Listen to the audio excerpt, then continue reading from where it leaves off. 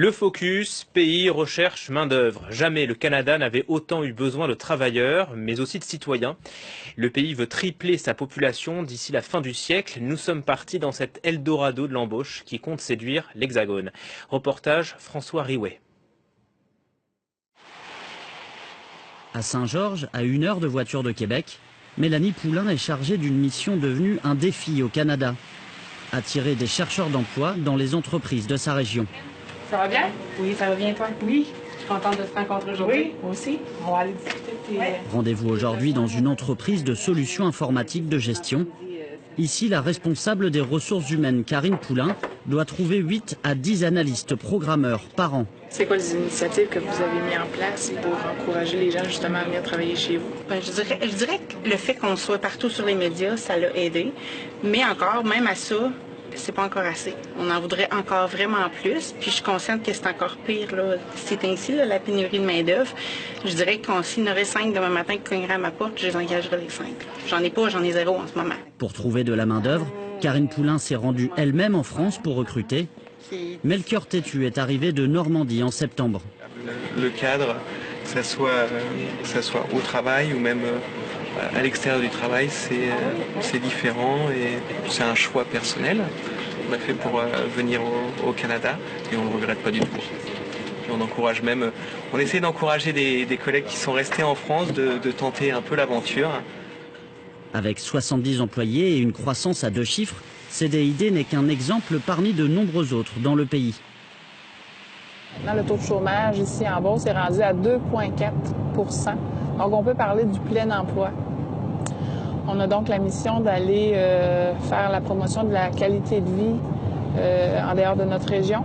Où on sort notre épingle du jeu, c'est le coût de la vie en Beauce. En bout de ligne, il en reste plus dans les poches des travailleurs ici dans notre secteur que dans n'importe quel autre de l'ensemble du Québec. Informatique, mais aussi marketing ou électromécanique. Les entreprises du réseau de Mélanie Poulain doivent redoubler d'imagination pour honorer leur carnet de commandes. Salut, Nicolas. Bonjour. Ça va bien? Ben oui, bien sûr. Oui, je suis venue parler de l'embauche, les dernières embauches que tu as faites en France. Ben viens, on va aller voir ça. Et quand elles ne débauchent pas les meilleurs ouvriers en augmentant les avantages d'un poste, les entreprises d'un secteur comme celui de Nicolas Jean ratissent large, jusqu'à 6000 km à la ronde. On est un tissu très manufacturier ici dans la région. Donc, les gens s'arrachent les ressources.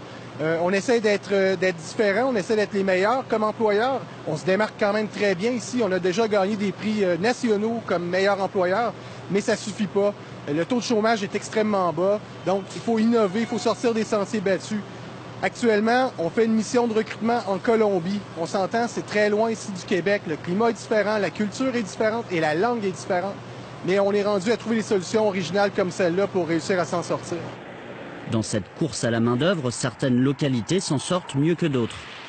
Dans la ville de Québec, où certains restaurants ferment leurs portes faute de personnel, le maire Régis Labaume s'impatiente et exige plus de souplesse du gouvernement pour délivrer des visas de travail. On ne peut pas traiter chaque dossier de nos cousins français qui veulent immigrer ici comme s'ils étaient des terroristes en devenir. Là. Ça se peut pas. Ce qu'on dit, surtout au gouvernement du Canada, c'est cesser la paranoïa puis laisser entrer ces gens-là, on en a besoin. On a besoin de 74 000 personnes pour non seulement les nouveaux emplois qui vont se créer dans la prochaine année, mais surtout pour remplacer les 50 quelques mille personnes qui s'en vont à la retraite. Bonjour, je vais vous saluer, Laurence Agnoer, je suis la consul générale. Bonjour, bienvenue ça au va consulat. bien? Potentielle bouffée d'oxygène pour le marché québécois. Un projet pilote vient d'être lancé en partenariat avec le service public français Pôle emploi.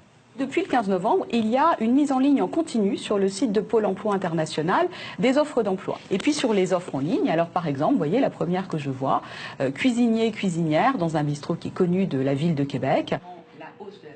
En tout, 30 secteurs de métiers doivent permettre une procédure accélérée d'obtention de visa.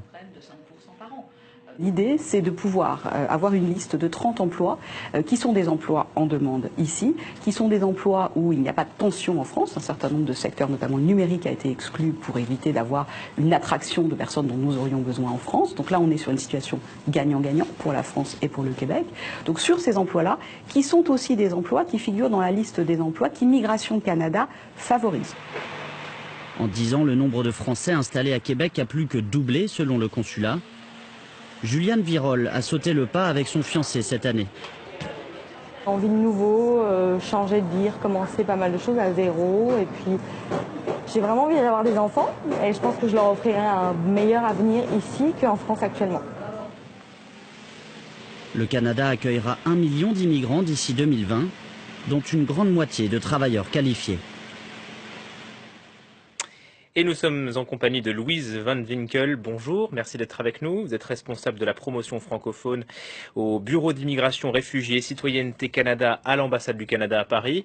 D'abord, pourquoi est-ce que le Canada a autant besoin de main-d'œuvre ? Il y a plusieurs facteurs. On est dans une ère de croissance économique, de création d'emplois, mais comme on l'entendait aussi dans le reportage, une population vieillissante. Donc, quand on cumule les deux, avec les nouveaux projets qu'on souhaite démarrer, eh bien, il y a un besoin de main-d'œuvre dans tous les secteurs et à travers le Canada. Alors d'abord, quels sont les profils que vous recherchez? C'est très varié. Vous avez vu encore dans le reportage de la haute technologie à la fabrication, la restauration. On peut peut-être déceler 3 grands secteurs qui sont d'intérêt à travers le Canada. Donc, et c'est un phénomène qu'on voit de l'Atlantique au Pacifique et dans les territoires du Nord également.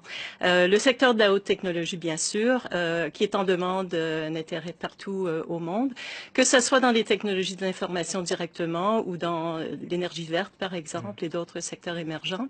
Il y a des besoins dans les services, donc hôtellerie, restauration, tourisme. Les métiers de bouche et les compétences des Français sont bien appréciés au Canada. Aussi banque et finance. Ce qu'on voit dans les communautés francophones en dehors du Québec, donc qui sont dynamiques mais en situation minoritaire, beaucoup de besoins aussi en éducation, petite enfance, éducation primaire et secondaire en français. Oui, vous dites francophone parce que vous n'attirez pas que des Français, mais des personnes qui parlent français. Absolument. Donc au Canada, bien sûr, l'immigration vient de partout au monde. On tient au caractère bilingue du Canada, en plus du caractère multiculturel.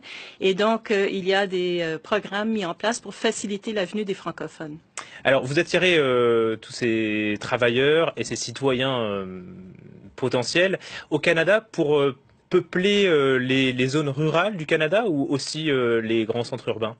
Les besoins sont partout et c'est vrai que souvent les gens connaissent les grandes villes. On parle parfois du phénomène MTV, Montréal, Toronto, Vancouver. Mais comme on l'entendait également, le coût de la vie, le pouvoir d'achat peut être plus intéressant ailleurs. Le Canada est un très, très grand pays. Ça fait 20 fois la taille de la France avec une population de 36 millions. Donc il faut penser qu'une ville qui serait petite ici est une ville importante au Canada avec des universités, des centres de recherche et tout ce qu'il faut. Alors faites-nous rêver un peu, quelles sont les conditions de travail au Canada? Plus de salaire mais un peu moins de temps libre qu'en France? Moins de temps libre, effectivement. On n'est pas aux 35 heures et puis les vacances sont plus courtes. Mais c'est vrai qu'il y a peut-être plus de souplesse. On encourage le télétravail, le partage de postes, la formation en continu également. Et je pense qu'on l'a vu dans l'ambiance de travail, une approche un peu moins hiérarchique parfois. Alors, je suis français, j'ai envie de partir au Canada, je fais quoi? Vous vous informez d'abord, parce qu'il y a beaucoup de voix et il y a beaucoup d'informations, heureusement, qui est disponible. Déjà sur le site de l'ambassade, france.gc.ca, vous trouverez toutes les sessions d'information et on fait de plus en plus de façon virtuelle, donc par webinar, où que vous soyez. C'est un début. Ensuite, des salons d'embauche aussi, où les employeurs viennent recruter sur place. Et on le mentionnait, Pôle emploi, il y a des postes partout au Canada qui sont affichés régulièrement. Alors très rapidement, le Canada ouvre ses portes pour tripler sa population d'ici 2020, c'est 2100, pardon, c'est l'intention du gouvernement. Comment les Canadiens vivent cette ouverture? Il n'y a pas de slogan nationaliste là-bas? Ils n'ont pas peur de l'étranger? Les études qui sont faites reconnaissent que l'immigration est dans l'ADN du Canada et que c'est vu comme un facteur positif et nécessaire. Merci beaucoup Louise Van Winkel d'avoir accepté notre invitation sur France 24.